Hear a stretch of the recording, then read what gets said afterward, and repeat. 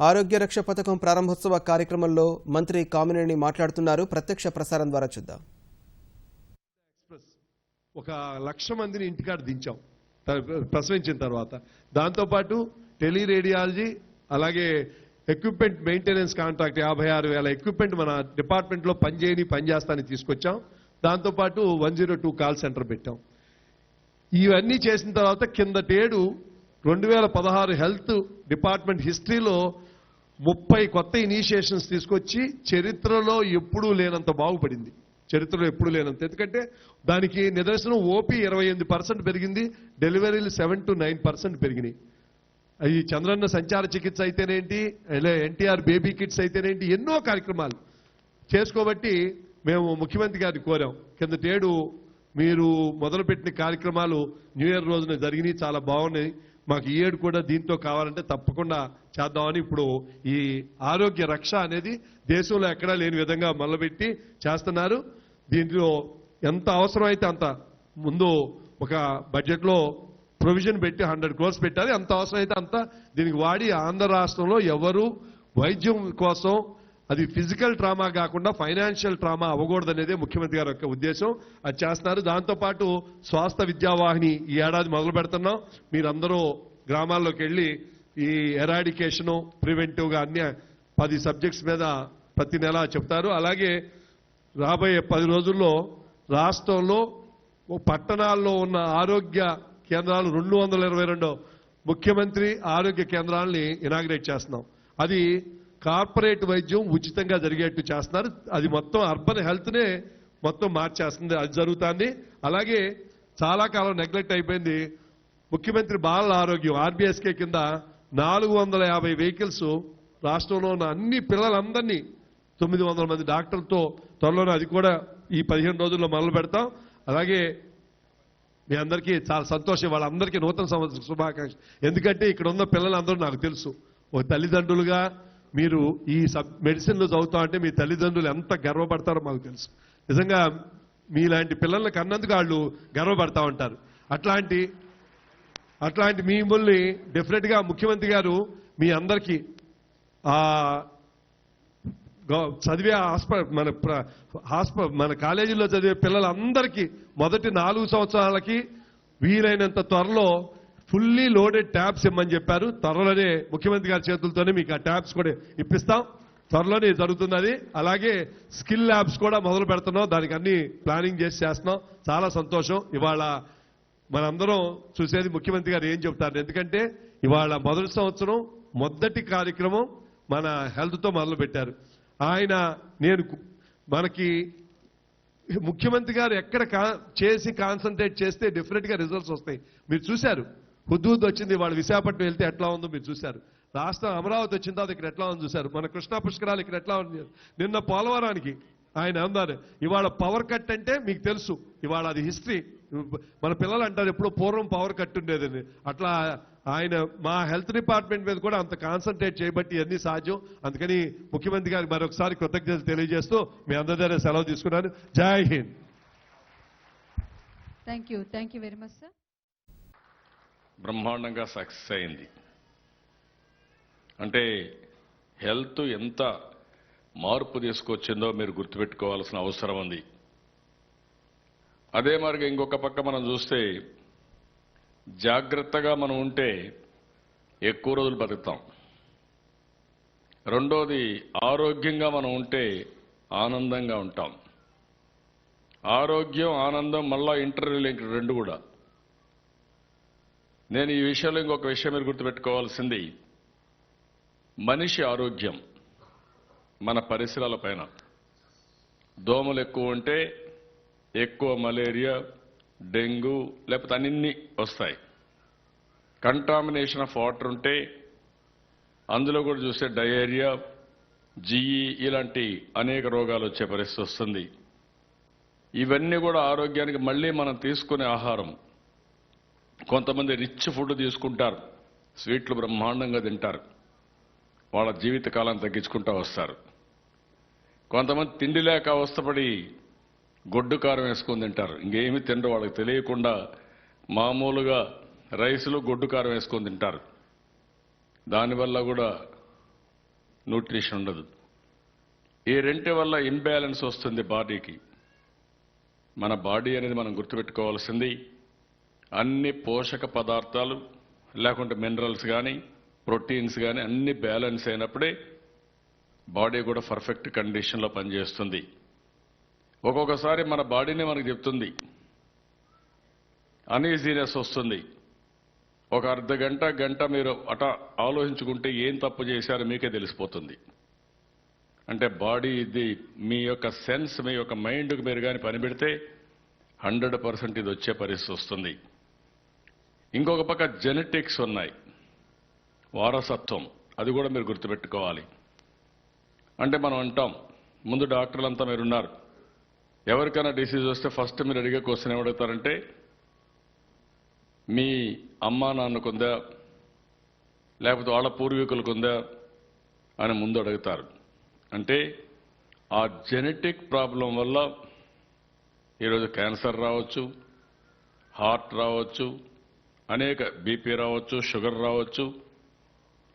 Genetics కూడా మీరు చూసినప్పుడు over a period of time వాళ్ళు ప్రవర్తించిన తీరు వల్ల వాళ్ళ ఆరోగ్య లక్షణాలు తగ్గుతాయి.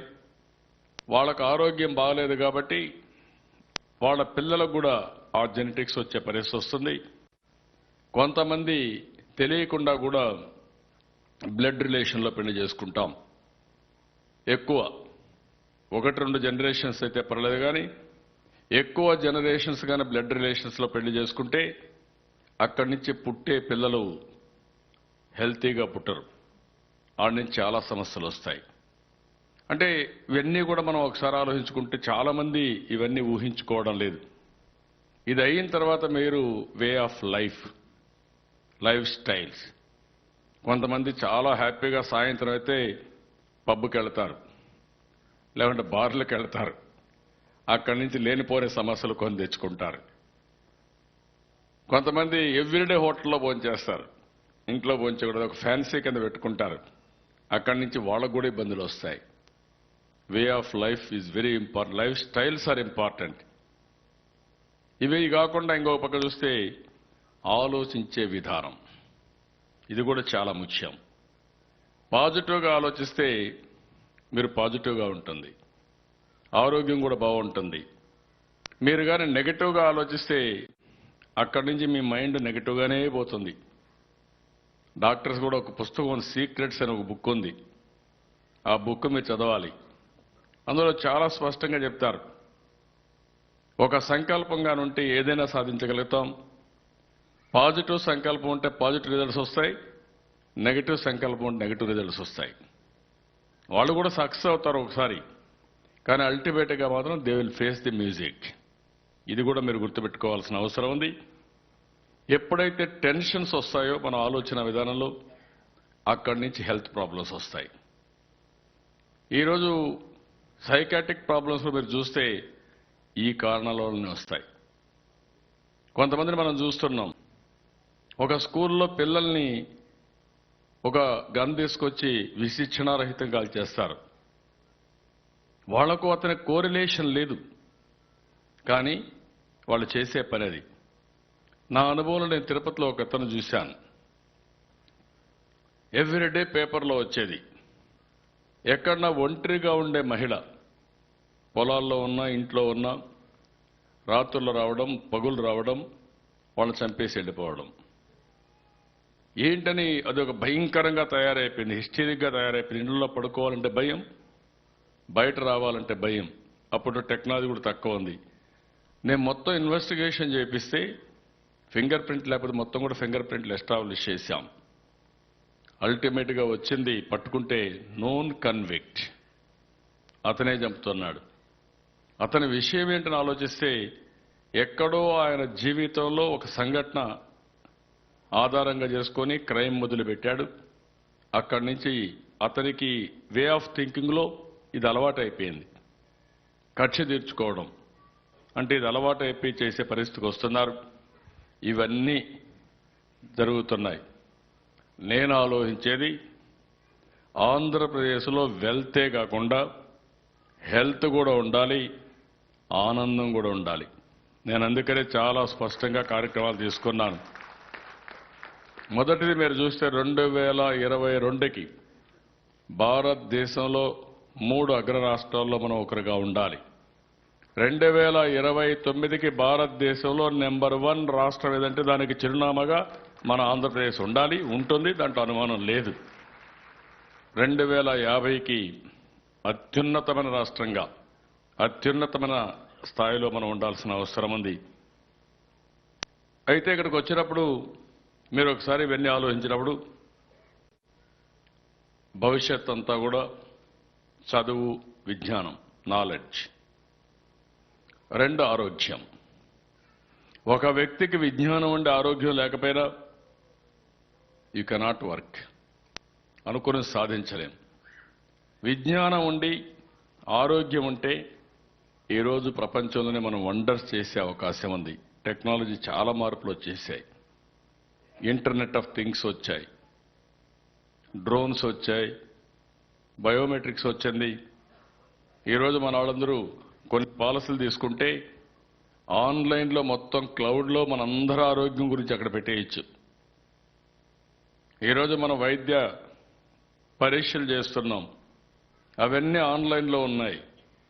మన హాస్పిటల్లో 5,400 ఎక్విప్మెంట్స్ అన్ని సర్జరీస్ కానీ ఇవన్నీ చేయడానికి ఉన్నాయి. అవన్నీ ఆన్లైన్లో ఏది ఎన్ని గంటల పనిచేసిందో చూసే పరిస్థితి వస్తూ ఉంది. ఎన్టీఆర్ వైద్య సేవ ఆన్లైన్లో ఉంది. ఈరోజు సంచార వైద్య సేవ అవి కూడా ఆన్లైన్లో పెట్టాం. తల్లి బిడ్డ ఎక్స్ప్రెస్ ఆన్లైన్లో పెట్టేసే పరిస్థితి. కడాన ఏఎన్ఎంలకు కూడా ట్యాబ్లు ఇచ్చాం, పర్ఫెక్ట్గా చేస్తున్నారు. ఇంకా ఒక పక్కన మీరు చూస్తే మల్టీ పారామీటర్ మానిటర్,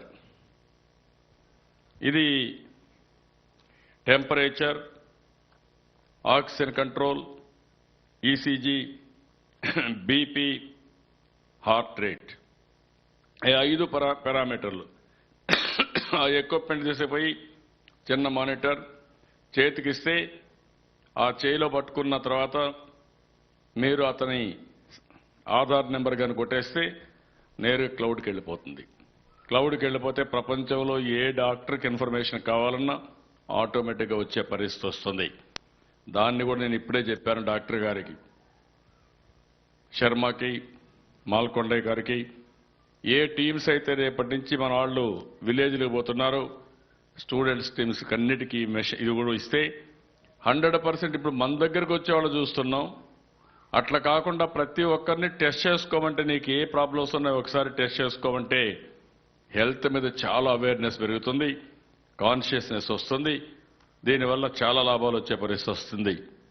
గ్లూకోమీటర్ కూడా దీంతో యాడ్ చేసుకోగలిగితే చాలా బ్రహ్మాండమైన ఫలితాలు వస్తాయి.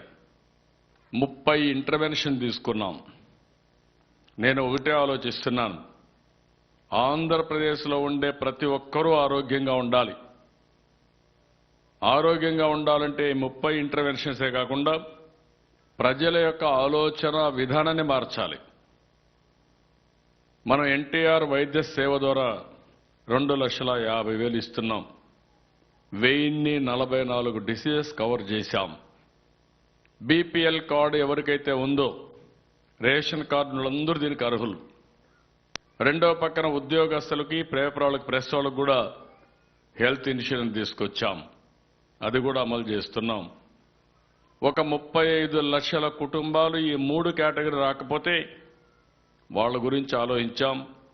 నెలకు 100 రూపాయలు, సంవత్సరానికి 1,200 రూపాయలు ఒక వ్యక్తి, ముగ్గురుంటే 3,600 గడితే భవిష్యత్తులో ఏదొచ్చినా 432 కార్పొరేట్ హాస్పిటల్, అందులో 80 గవర్నమెంట్ హాస్పిటల్స్లో నచ్చిన హాస్పిటల్లో నచ్చిన డాక్టర్ దగ్గర ట్రీట్మెంట్ తీసుకునే అవకాశం వస్తుందని చెప్పి కూడా నేను మీకు తెలియజేస్తున్నాను. ఇది ఒక చరిత్ర.